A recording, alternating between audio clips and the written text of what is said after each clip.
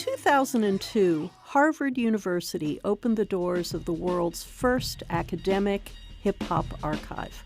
The archive's mission: to provide an institutional home for an art form and cultural movement that had, over the last 20 years, achieved global importance. In the fall of 2013, when the archive's first research fellowship was established, it was named for Nasir Jones, whose pioneering album, Illmatic, was just then being reissued in a 20-year anniversary edition. Visibly moved by the occasion, Nas accepted the honor on behalf of friends who had not survived, and he offered tribute to hip-hop, the young art form that gave scope to his own talent. The album cover with the young Nasir Jones with the Queensbridge housing projects in the background establishes the nostalgic element of this piece, but also the meditation on Black childhood that he's presenting. Using the projects and the kids superimposed to say the content that you are about to hear, the music you're about to hear, the poetry you're about to experience, very literal. It's like I grew up in this world, and as a result of it, this is how I express myself. And so discuss his work at the headquarters of Genius, a website for the analysis and annotation of musical and verbal texts, including hip-hop. Rappers are monkey flipping with the funky rhythm. I be kicking, musician, inflicting composition.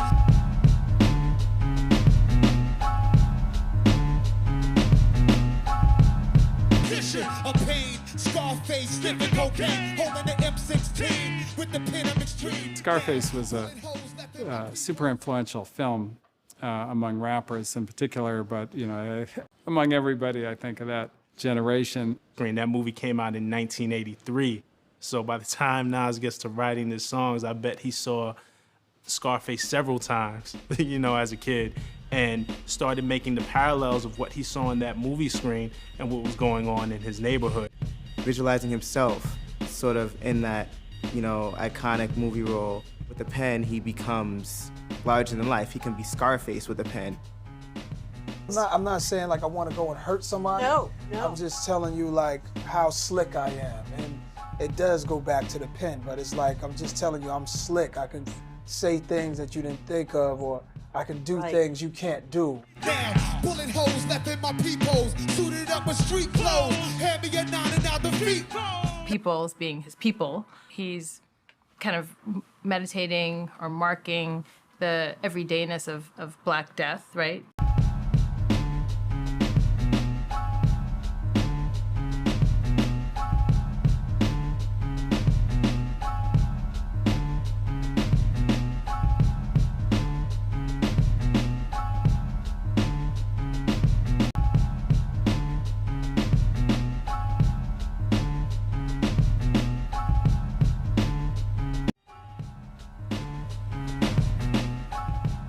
In those housing projects, both his brother and his best friend were shot, and his best friend was killed when he was 14 years old. Once they caught us off guard, Mac 10 was in the grass. I ran like a cheetah, thoughts of an assassin.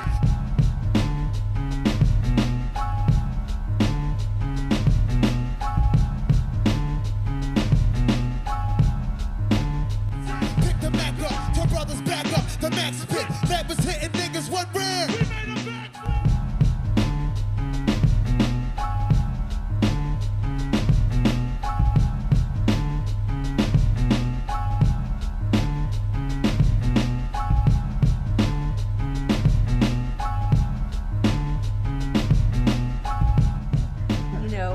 Fantasy life that you're a cheetah, that you made somebody backflip, feels like a movie. My arm shook, couldn't look, gave another squeeze, heard it click. When the gun is stuck and he couldn't look, like what that is.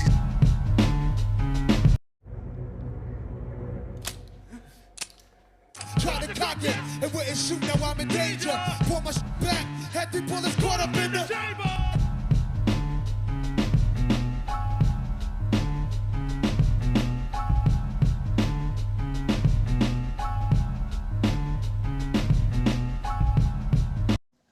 Heard a few chicks scream, my arm shook, couldn't look. Gave another squeeze, heard it click, pow. My shit is stuck. I tried to shoot it. It wouldn't shoot, now I'm in danger. I pulled it back, there were 3 bullets jammed up in the chamber. And now I'm running through the building lobby. It was full of children, probably couldn't see. Yo, so what you said? He rhymes about getting in this shootout and he runs into the lobby and he says, you know, the children probably couldn't even see as high as I be. And there's 2 things going on there. One, he was probably high, you know, smoking weed, so the children couldn't see as high as I be because of their innocence. But also because he's a little bit older, this violence is going on from young children who can't understand it. It's a snitch on the block, getting niggas knocked. You know, when he's talking about, you know, shootouts and talking about people addicted to drugs, it's not like he's glorifying it, but he's saying, hey, look at what's happening here. Like, this is a tragedy. He's not saying I'm any different. This is the circumstance. This is what everyone's doing. This is what young kids are growing up in. It's like a full of black rats trapped. Plus the island is packed. From all I hear on all the stories, when my people come back black. He compares the blocks to a maze full of black rats trapped, which is interesting because the infrastructure of Queensbridge looks from atop like a maze. You know, everybody's stacked on top of each other there. I don't even think they picked up garbage 3 times a week in New York like they do now. You know, so you saw rats on the street.